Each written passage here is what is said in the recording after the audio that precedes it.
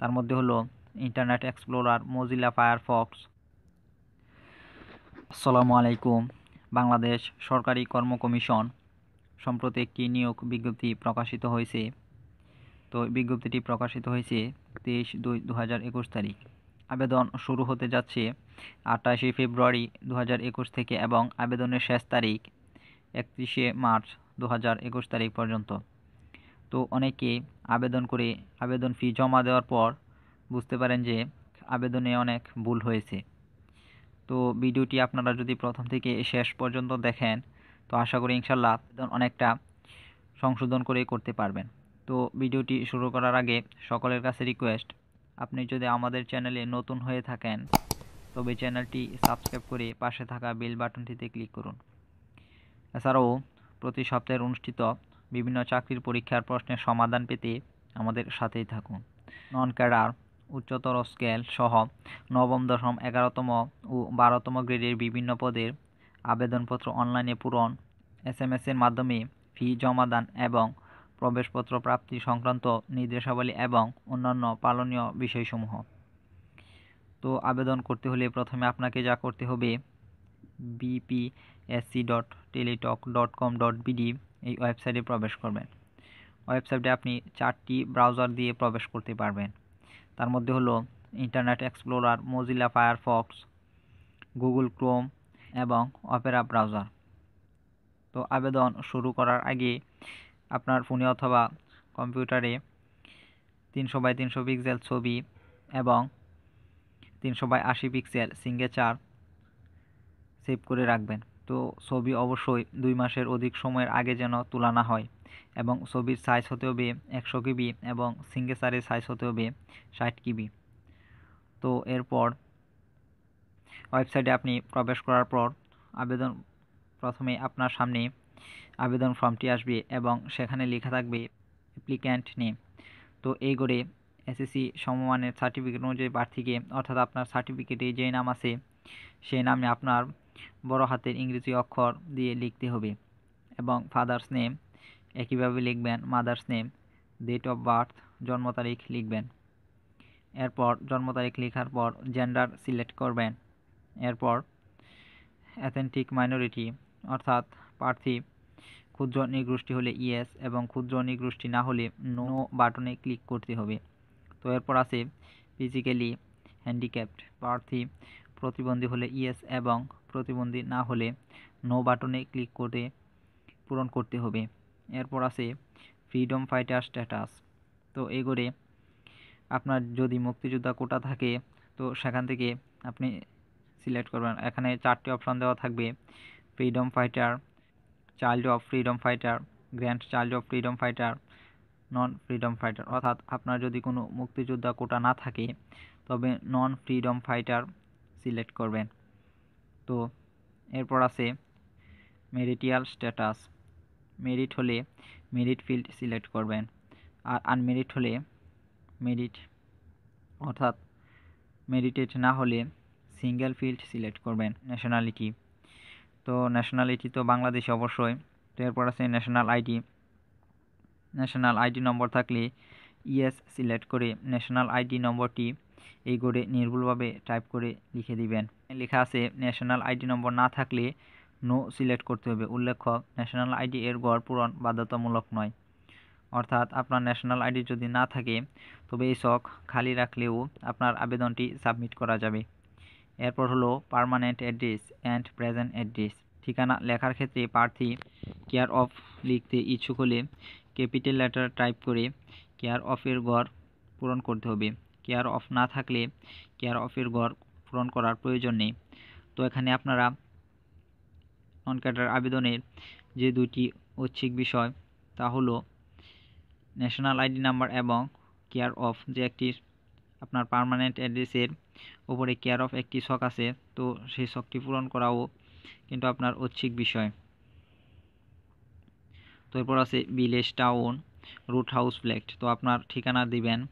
এখন আসে আপনার ডিস্ট্রিক্ট, হোম ডিস্ট্রিক্ট এর করে উল্লেখিত জেলার স্থায়ী বাসিন্দা হিসেবে প্রার্থীকে চাকরির মনোনয়নের জন্য বিবেচনা করা হবে।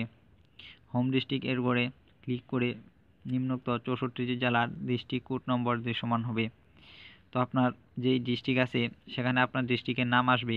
তো সেখান থেকে আপনার ডিস্ট্রিক্ট সিলেক্ট করলে আপনার ডিস্ট্রিক্টের এই কোডটি সেখানে চলে যাবে। তো এরপর আছে উপজেলা। তো উপজেলা সিলেক্ট করবেন, এরপর পোস্ট কোড সিলেক্ট করবেন, আছে মোবাইল নাম্বার।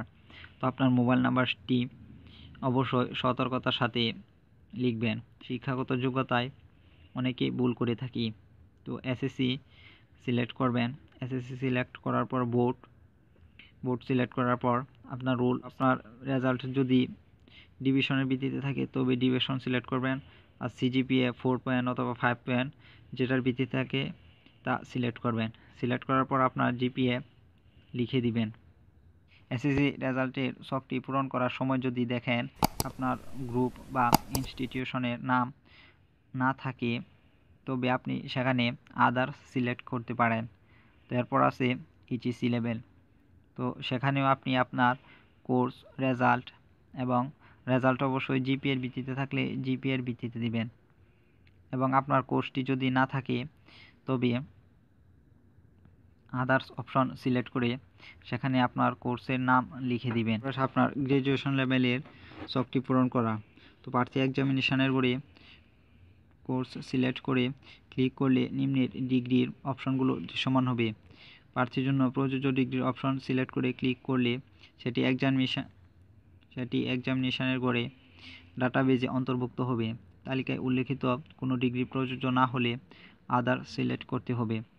অর্থাৎ আপনার গ্র্যাজুয়েশনের ছকটি যখন পূরণ করবেন সেখানে এই 7টি অর্থাৎ BSc, BAG, MBBS, BDS, honours, pass course, ANB and AMIE, তো এই 6টা অপশন যদি অর্থাৎ এই 6টি কোর্স যদি না থাকে তবে আপনি সেখান থেকে 7 নাম্বার যে আদার্স সেটি সিলেক্ট করবেন। তো সেটি সিলেক্ট করার পর সেখান থেকে আপনার সাবজেক্ট সিলেক্ট করবেন। তো আপনার সাবজেক্টও যদি এখানে না থাকে তবে এখানে দেখেন 999 এবং আদার্স অপশন আছে। তো আপনারা সেখান থেকে আদার্স অপশন সিলেক্ট করবেন।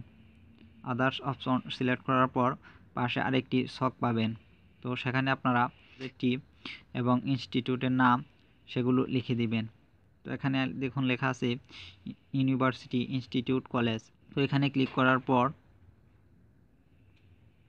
আপনার শিক্ষা প্রতিষ্ঠানের নাম আসবে। তো এখানে ক্লিক করার পর অনেকগুলো প্রতিষ্ঠানের নাম আসবে। তো সেখানে যদি আপনি আপনার প্রতিষ্ঠানটির নাম খুঁজে না পান তবে সেখান থেকে নিচে দেখবেন আদার্স অপশন আছে। তো সেই আদার্স অপশানে গিয়ে আদার্স অপশান সিলেক্ট করে আপনার ইনস্টিটিউশনের নাম লিখে দিবেন। এরপর আছে রেজাল্ট।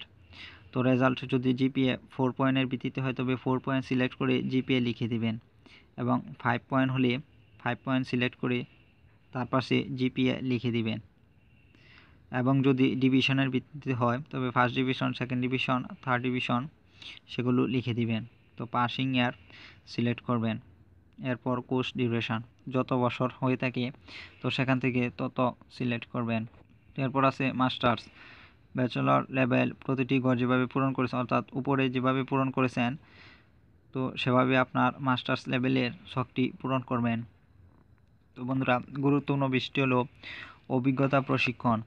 বিজ্ঞাপনের শর্ত অনুযায়ী প্রয়োজনীয় অভিজ্ঞতা প্রশিক্ষণ থাকলে ইয়েস, না থাকলে নো এবং প্রযোজ্য নয় বলে নট অ্যাপ্লিকেবল ক্লিক করে পূরণ করতে হবে। অর্থাৎ বিজ্ঞপ্তিতে যেসব অভিজ্ঞতা চেয়েছে সেগুলো যদি আপনার না থাকে তবে আপনি নো সিলেক্ট করতে হবে।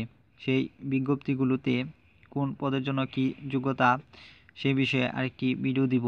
তো আপনারা আশা করি সেই ভিডিওটি দেখবেন। তো এরপর আছে এক্সামিনেশান সেন্টার। তো এক্সামিনেশান সেন্টারে ক্লিক করার পর আপনার 8টি কেন্দ্রের নাম আসবে।